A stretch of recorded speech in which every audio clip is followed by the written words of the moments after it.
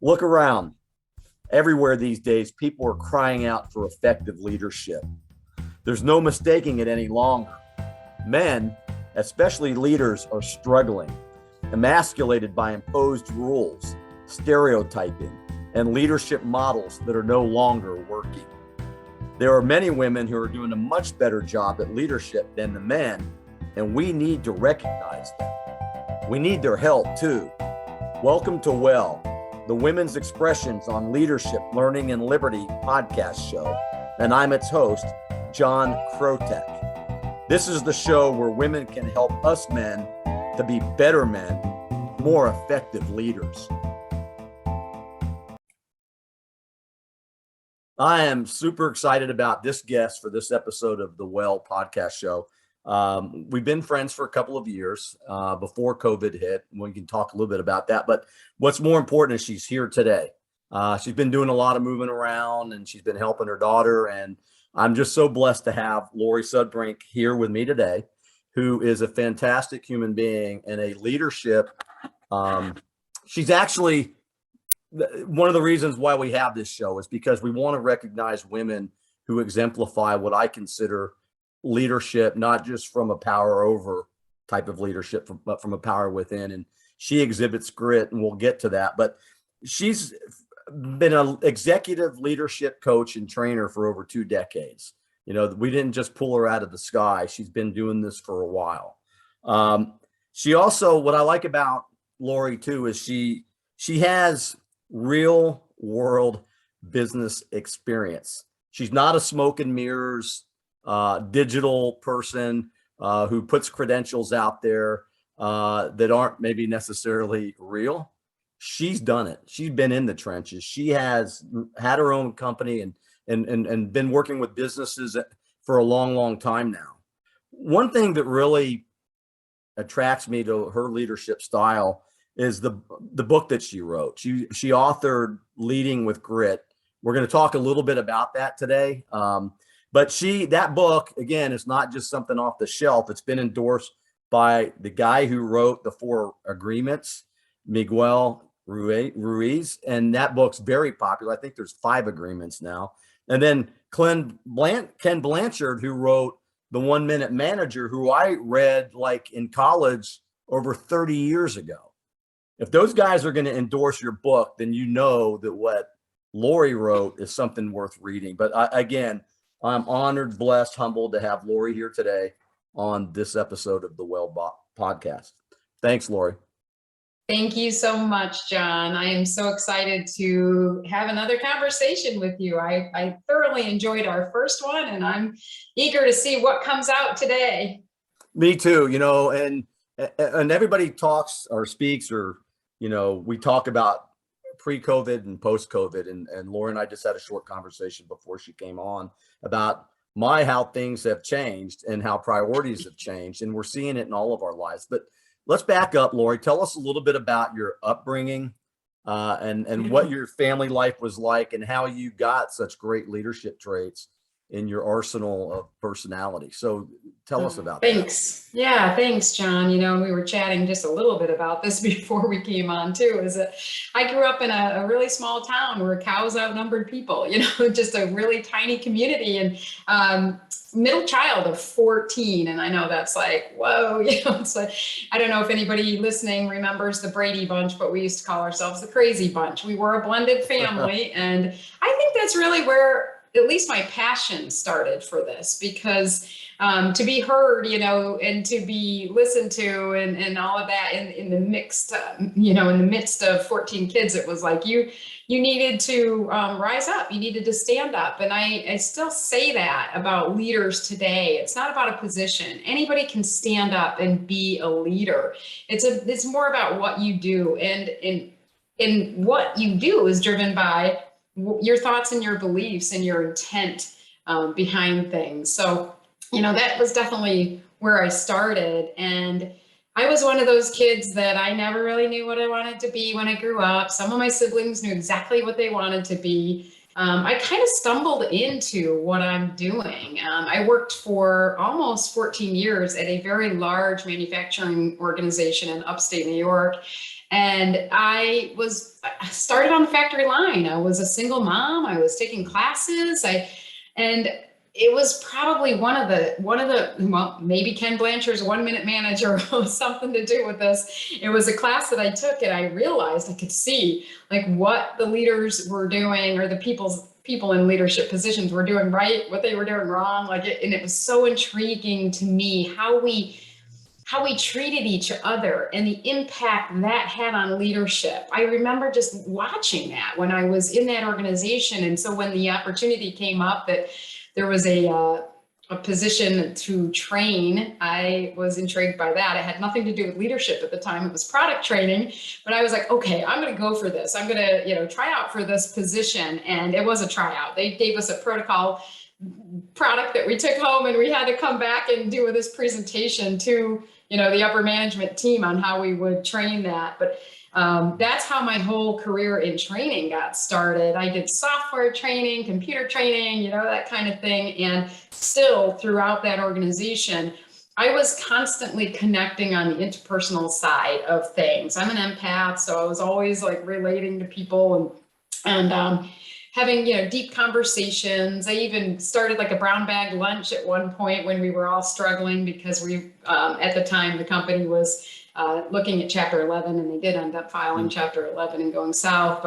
And that was really what made me step back and go, what do you really want to do here? I had been, at that time, it was like 14 years, I had been managing the training function. So I loved the interpersonal side of it. I had been introduced to a really awesome tool called DISC. Used that in most of the foundation of the trainings that I did.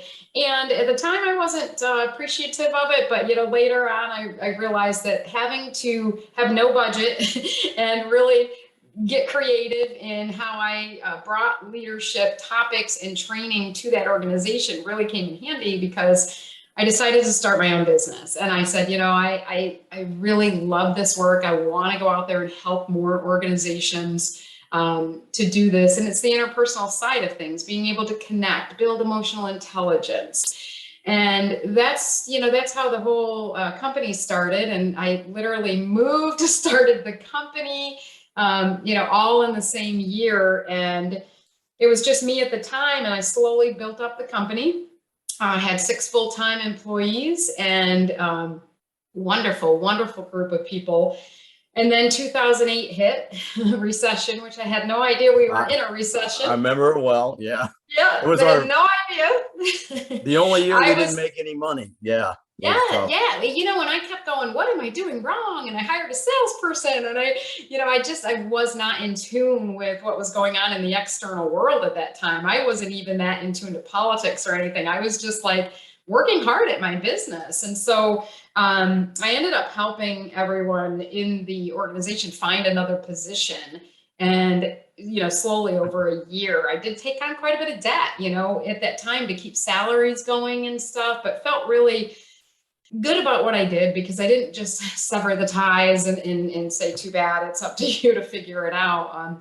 And at the same time, shortly after that, in 2010, I lost my youngest brother to suicide. And, I think between those two events, it was like God or the universe just telling me, you need to change. There's something you need to change here. And it took me, a lot of self-reflection and to figure it out, but it was really about, what are you doing? Just growing this company because you want the fame, or, the attention of growing this company. I always had these monetary goals, we hit 1 million in revenue. Yay. That kind of stuff. Oh, yeah. But, it forced me, I guess, to look deeper at what was really important. And I realized one of my most important values is freedom.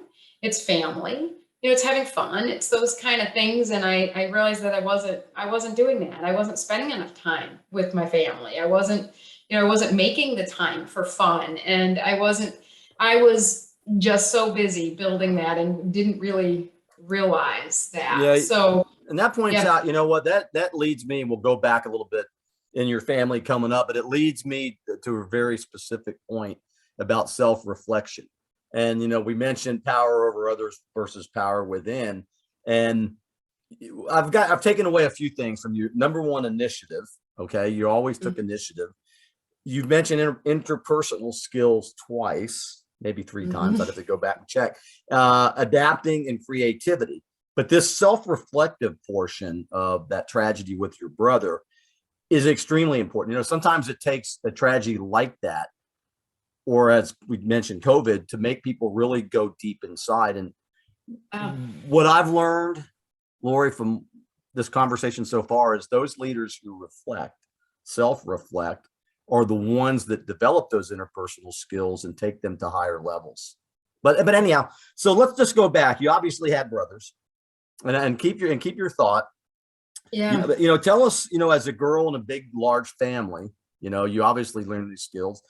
What did you learn about? You mentioned your brother. What did you learn about boys? What did you see? Mm, yeah. Boys and later on, men or young men or whatnot. What did you learn about us? Yeah, early on, it seemed like the boys were favored in our family. It seemed like I remember my Mhm. one of my brothers. I have five brothers, so had five brothers. One of them, it was we would catch him up late at night watching TV with my dad and stepmom, and we were, it was like we were treated differently, for sure, and you could see that. And the message was, even like, my dad was a contractor and a builder and stuff, just he was self-employed too. And he'd let me mow the lawn and stuff, but he never taught me how to run the backhoe. He never taught me how to do those kind of things. And I know I could have done it. And even today I go, I wish I would have learned that skill. So we were definitely treated differently, and it felt to me, and this could just be my own perception, but it felt to me like we would work harder, we would do more than the boys had to do. They seemed to be able to do the fun stuff, but it may not have been fun to them, but looking at it, it was like, oh, we were doing the dishes, the house cleaning, the cooking, the this, the that, and That's it was kind of stay in your lane. that's an amazing observation. I got to tell you, I mean, because I learned everything from everybody that comes on the show. That is incredible observation, and it made women are capable. You know what? Mhm. But those men, those boys in your family, and many men, including myself, I had two older sisters. Even the way we're trained or raised makes us feel that women are not capable. And it's Mhm. interesting that you say that, because I've done things and my wife says, "What do you think?" I don't know how to do it. And you just made me realize, here I am at 62. You made me realize that's an ingrained perception. The guys that are Yeah. listening, I got to tell you, women are capable. We got to stop that. Yeah.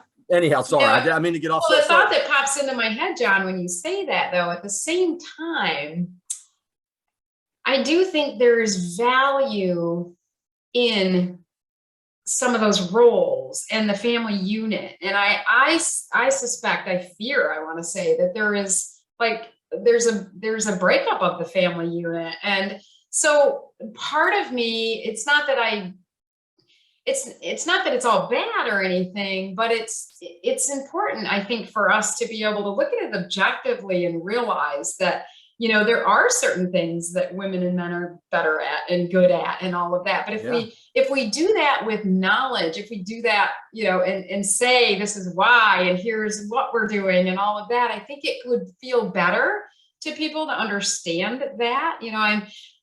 So I'm not saying people should stay within their roles, but I do think there's something to be said about knowing our strengths, whether it's because we're female or male or disc style or our experience or our physical build, but knowing what those are, knowing what our passions are, and then aligning ourselves to that.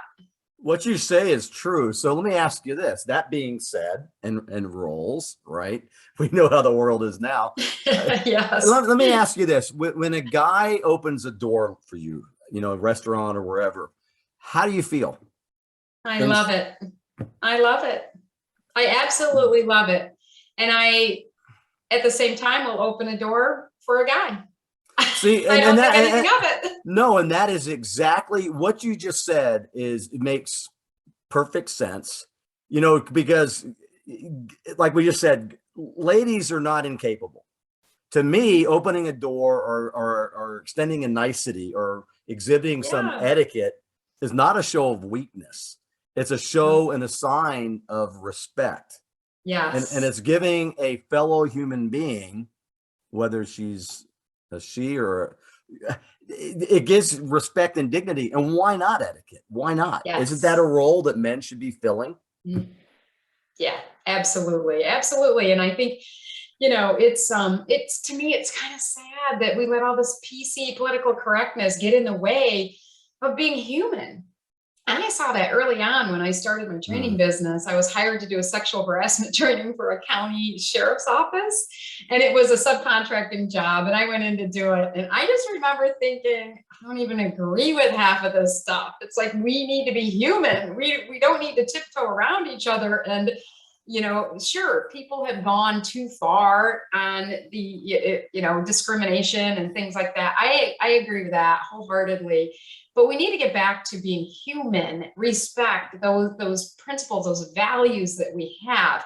And then there's no issues of all of this diversity and inclusion. It doesn't matter, like, you're going to include and you're going to celebrate diversity. It has nothing to do with color and this and that. It's those basics. No, I totally believe. I believe exactly what you're saying. I've flipped through a book here real quick. I'm always writing down thoughts and what you just said, that bit of wisdom. Sometimes or mostly, and take this in the right context, we give ourselves too much credit for being something, right? Mm-hmm. And sometimes, more often than not, we don't give ourselves enough credit for being human. Mm-hmm. That's exactly, Yes. you just hit, kudos to you. You just hit the nail on the head. Well, and I love the way you articulated it, because that's it. Well, I just took what you said and I just reinforced it, because that's the way I'm thinking too. And Laurie, you were right. Why can't we be more human? And why do we have to have labels which seem to divide us even more? Why? Yes. Yeah. Think Yeah. And about it's, think about that. Yeah, give me some thoughts on that. Your leadership style, mm-hmm. without labels. How would that work? Yeah. Well, I think,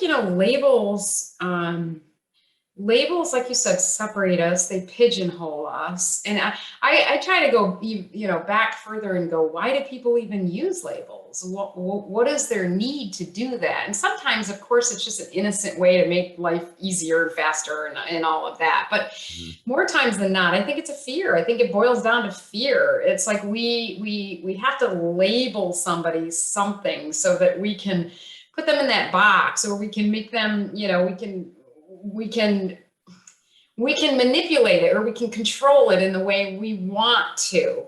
Humans, to me, are just quite fascinating, really, when you think about the mix of we're animal with instinct, right? But yet we have this soul and this spirit, and we know that we're going to die, for example, and animals don't know that, right? So we have this. It's like this almost paradox, and it's like, if we maybe sometimes people are afraid, they're like anxious that they are going to die someday. I don't know, I'm going pretty deep, but my mind is just like, and then they hold on to something, and whether it's something to make them feel secure, whether it's something to make their ego feel bigger. I think it boils down to fear, why people end up labeling and discriminating and all those kinds of things. Maybe it's an insecurity. They need to feel like they're somewhere else. The reason that I bring up fear too, and even trying to understand it, is not to make an excuse for it, not at all. I use that so that I don't take it personally. I don't take the behavior personally, because it's so easy to get hung up on taking somebody's behavior personally, that then you're not objective and your judgment is clouded. You think it's all about you, and it has nothing to do with you, really. If you think about it, if I come on your show today, John, and I'm like all happy and give you a compliment, it's probably more about how I was feeling than if I come on your show today and I'm like, that kind of thing. It's not about you. It's more about how, where it's coming from inside. And So I think it's important for us all to remember that, because we can so easily let people push our buttons, take it personally, when if we can look at it objectively, then we can come at it more objectively and help and hopefully find a solution, and at the very least walk away, if it's not something that you want to stay by. No, no, no, you're totally correct. And, fear, I'm glad you mentioned fear too. A couple of things: take nothing personal. We'll talk a little bit about that. But when you lead by fear, as we're pointing out, there might be a tendency to cause division, and especially Mm-hmm. by the people we lead. And I think that that's a great point. I heard somebody the other day say, I try to be optimistic 99% of the time. And the other 1% is my fear telling me that I'm wrong. And so, That's a and good that's, one. fear is huge. And leaders who are fearful, and rightfully there's different types of fear, I guess. If a bear is coming after us, we're going to do something. Right. But most fear is what Churchill says, it's just fear itself. There's nothing to fear, really. It's all in our Yeah. mindset. So true. It's so true. And it's not that, we shouldn't even stuff fear down or anything like that. It's more about having like you were saying, some fear we have to know what to do with that fear. Is this a flight or fight kind of thing? Do we have to run from that bear? Do we have to fake dead? Do we power through that fear, be courageous, and go through to the other side so that we can feel that you feel so much more free after that. So it's more to me about courage than it is about the fear. Yeah, but fear holds us back, right? Fear, well, the way we react to it. Yeah. It's true. And a lot of times, this the wisdom or the way we handle fear comes by our experience in life. And what I've Yeah. always said to people is that, it's kind of strange. Every time I've been fearful of something, and this is going to happen or that's going to happen, or I think it might happen, it rarely happens. And everything Yeah. seems to work out. But we still tell this to ourselves, but we continue sometimes to beat ourselves up. So, Yeah. or, Well, or, I or to, just, remain fearful. yeah. And I just heard something the other day, you made me remember it, that worry is like praying for something bad to happen. And I thought that is so brilliant, because it is, you're just dwelling on that bad thing. So worry is just kind of one of those No, wasted emotions. that's pretty cool. What this is, I love these conversations, and I what I'm starting to feel, and I know you can read it in what people write and what people say. I feel like there's something that's happening right now. Now, this might be cliche, or maybe this is too topical, rhetorical, but I feel like more and more people are delving inside deeper, even though there's a cancel culture Oh, and we yeah. hear all that. I think Yep. that's a small percentage of people. I think people, men and women, are starting to dig deeper. You just said a second ago, I'm going deep, I know, but Yes. that's what we're doing, isn't it? Yeah, it is. And I couldn't agree more. From my experience, I've been in this line of work for quite a while, and I've had the passion of digging deeper for longer than that. And I definitely notice people are willing to do that self-reflection. It's kind of like, it is the Great Awakening. It's people are looking inside and going, what's really going on here? And they're also like being forced, kind of with everything that's happening in the world, to look outside and go, what's really going on here? And then we it helps us to choose what's important to us in life. So if we know what our priorities, our principles, our values are, then it's not always easy, but at least we have something to align to. And I think what's happened in in our world, and I'll say the US because that's where I live, but I suspect it's beyond that, is that a lot of us are lost. We've lost that. There's so many things that are vying for our attention. And I even think about that with my youngest brother. He lost his life to suicide. I had a second brother, same thing, and it was just That's devastating tough. for our Yeah. family. And you think about it, and the thing that the two of them had in common, I would say, is that they were a bit lost. One was into drugs and alcohol, the second Mm. one, the first one was not, and both, of course, extremely devastating, shocking. Never would have thought that would happen. But, you wonder how much fear, of course, who am I supposed to be? What is the world telling me? Who do I talk to? Especially for men, I've noticed it seems, at least in my limited experience with the men in my life and working with men and stuff, is it's almost not, it's not okay for them to talk about being vulnerable. And then sometimes the ones that do maybe take it too far for society, and then they're thinking, oh, they're feminist, they're feminized or something. And I do, it's a delicate balance, I think, for men. I think it's tough. The word lost invoked something that I read a couple of months ago, where the first time in American education history that women enrollments in college have now surpassed the men, that less and less boys, young men, are going away to school. And it's interesting that you say that, because the number one response in the survey of men, boys, younger guys not going to college is they, quote, feel lost, unquote. Wow. That's pretty, so what that makes me, the importance of having a purpose. Yes. Is so, why are men depressed? Depression's up, what, 69%? I was reading a report, mentalhealth.net. General anxiety for guys the last couple of years is up 55%.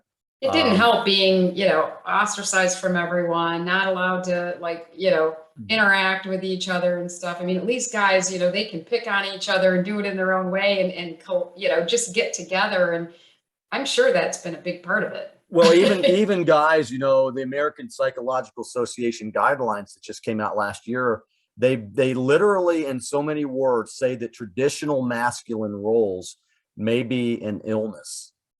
And I'm like, are you kidding me? And you mentioned something, guys that become vulnerable, or they're willing to make contact with their inner selves, they do get ostracized. And that's why a lot, that's societal standards, I guess, in America anyways, but it is. And that's one reason why I think it is important to reach out to not the other side, female humans, to find out what it is that they do that make them leaders in their own right.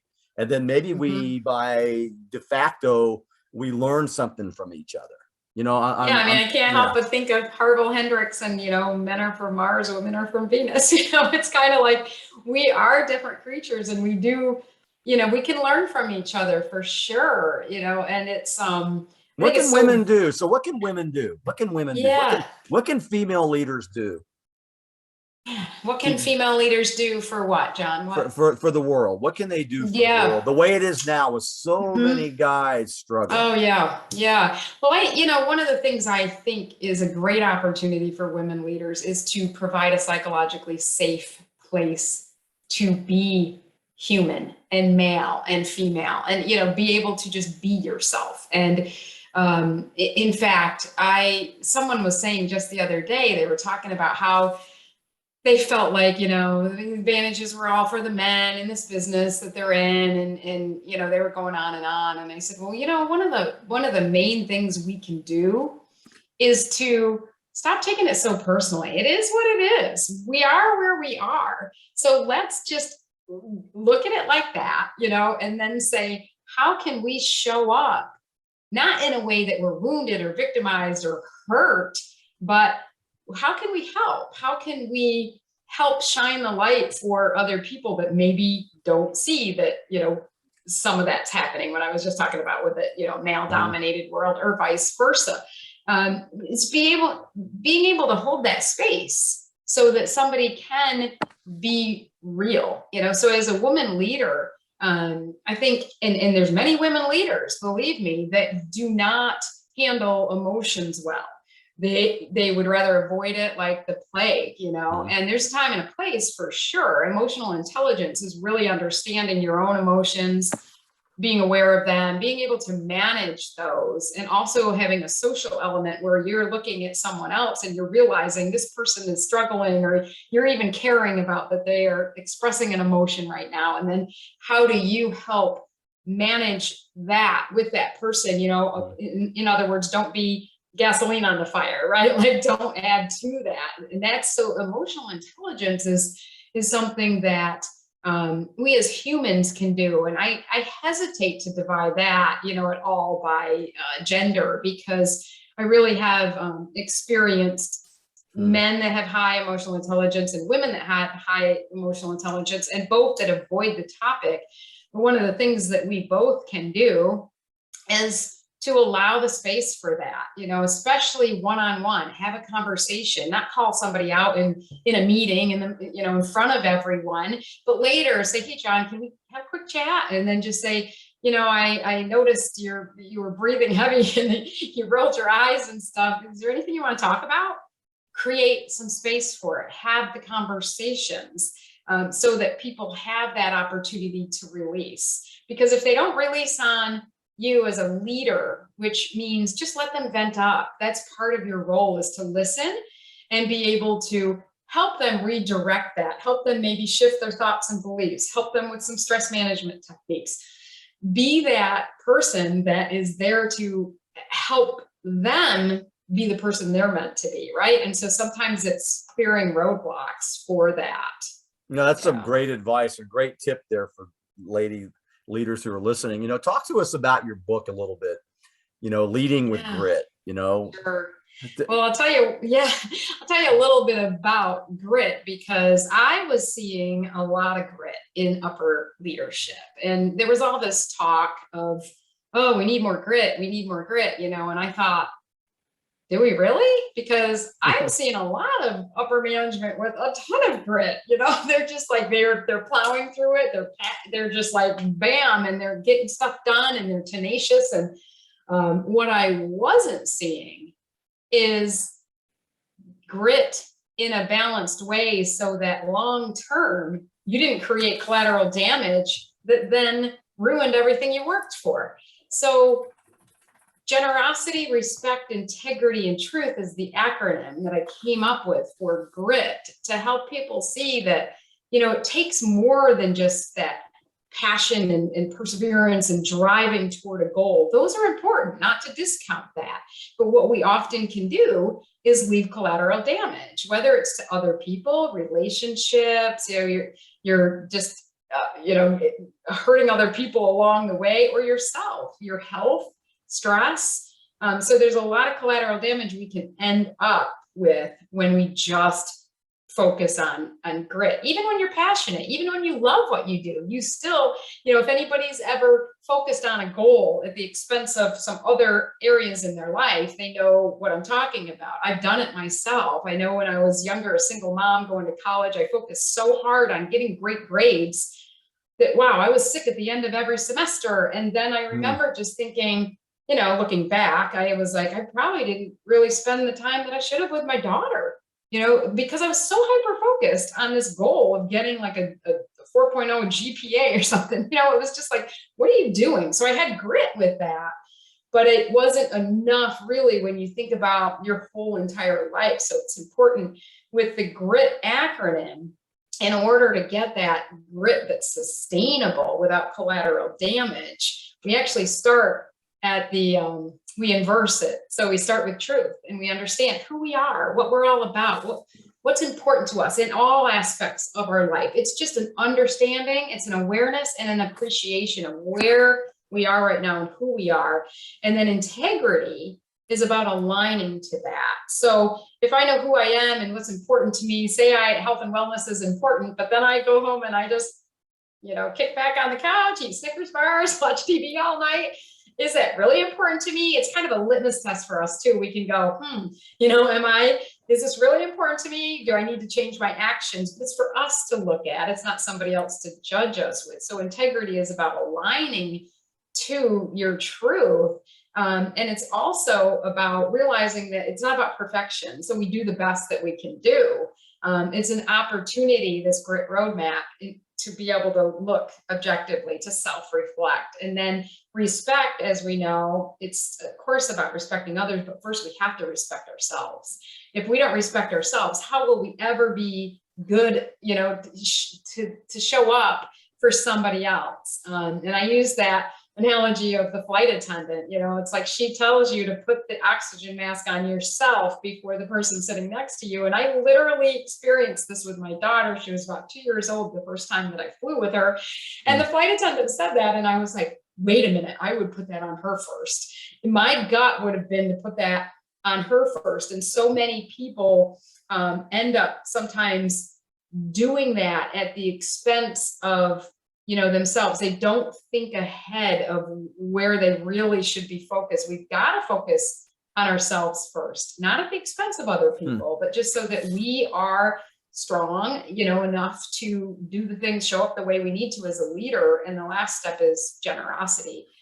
When we know ourselves, truth, when we align to that integrity, when we respect ourselves and others, it comes natural. You have this feeling of abundance rather than scarcity. You want to have that one-on-one with your direct report and help them see what they need to do better. You want to spend that time listening to somebody. It's not something that you feel like you have to do. You really want to do it. And this creates sustainability.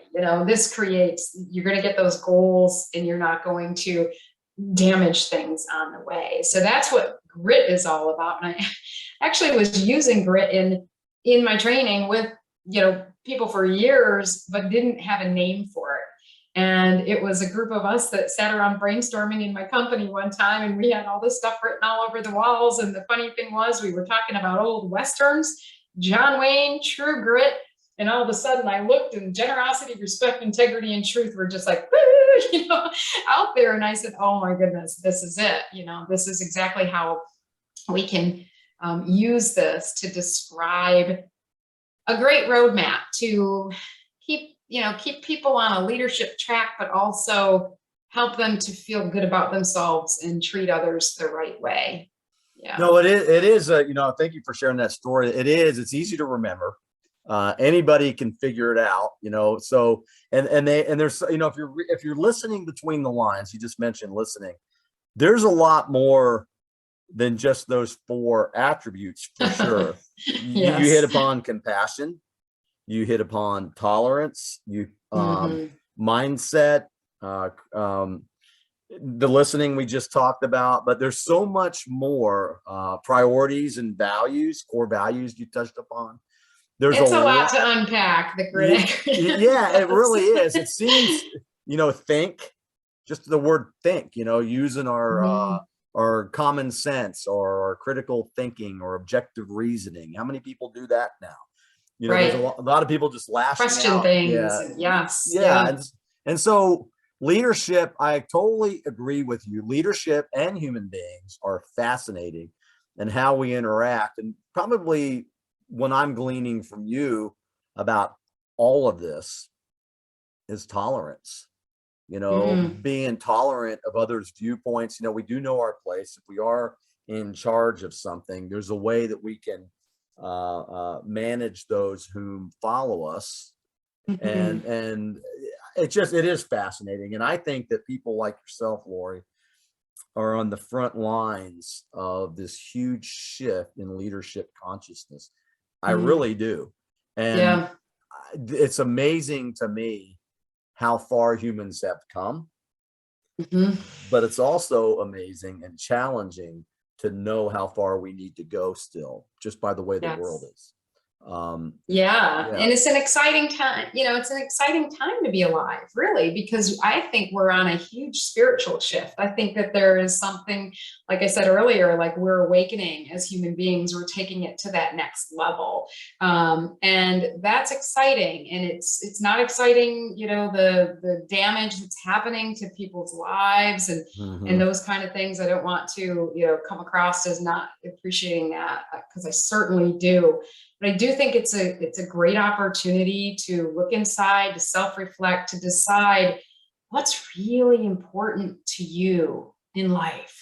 what's really important, and living that, not just at home or not just at work, but we're just going to emulate that. We're going to be that person. And so when you say the word tolerate, I know some people think of that as kind of a negative. Oh, I'm just tolerating someone. I don't think of it that way at all. I think of it more as being present and holding space and respecting and, you know, being okay with the differences, and a little more patient when it comes to the way somebody else is. And it's that kind of spirit, right? Like, yeah. No, I'm with you on that. So, you know, do you have let me ask you this, Laurie, do you have like a personal quote that you've made up or that you live by every day? Do you have one? Yeah. And, you know, I'll confess, I'm terrible at remembering the nitty gritty of quotes. I love them. They're all through my book. They're all through my Grit productivity planner. And whenever somebody says, what's your favorite quote? I don't know what it is, but I sit there and I go, but so one of them that I love, and I'm trying to even think who said it. It says something about tiny matters. What lies before us and what lies beneath us are tiny matters compared to what lies within us. Yeah. I love that quote. And I think of it all the time because it sums up kind of what we were just talking about, because it's like those things, the COVID stuff, all of this stuff, you know, it's like, yeah, they're huge. Yes, it's like, oh my gosh.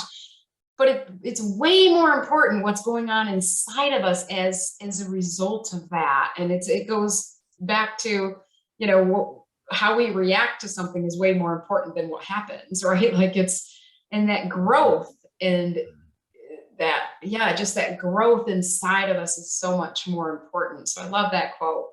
Emerson, somebody, I think. I'm going to be looking it up, but I totally love that. You know, one thing that I do like that you said, and, you know, as leaders, is that there are opportunities. And even in the face of all the stuff that's been going on and all the negativity that's out there, there are opportunities, and that, you know, opportunities instill hope and or can instill hope. And lots of hope. Yeah, lots of hope. And I feel as leaders, you know, if we look for the opportunities to self-improve, you just said that, then I think we stand a much better chance of moving our own lives and those whom we influence around us in a positive way. And it's the give back, I guess. You know, how can people get your book? How can they find out more information about you, Laurie? And tell us those things. You know, how can we get your book? Okay, yeah, great. I'd love to connect. I love to, as you can probably tell, I love to just collaborate and connect. So LinkedIn is the only social media that I use, and I do use it actively. So you can find me just by searching my name, Laurie Sudbrink, Laurie Sudbrink. So you can follow me there. You can get my book either through my website, which will just take you to Amazon. So I don't have the distribution for my book, but at Amazon, you could go right to amazon.com/gritty stuff, GRITTYSTUFF, and I have a storefront there. I have the Grit productivity planner, and I also have the Leading with Grit book. And recently, Soundview Executive Summaries picked up my book. And so if your company is a member of Soundview Executive Summaries, I love that. I've been a member for a very long time. They take the great books and they summarize them into about 8 pages so that you can get the cliff notes first and then, you know, and then get the book if you want to. But it's a great service. So yeah, that's how to connect with me. My website is my name as well, lauriesudbrink.com.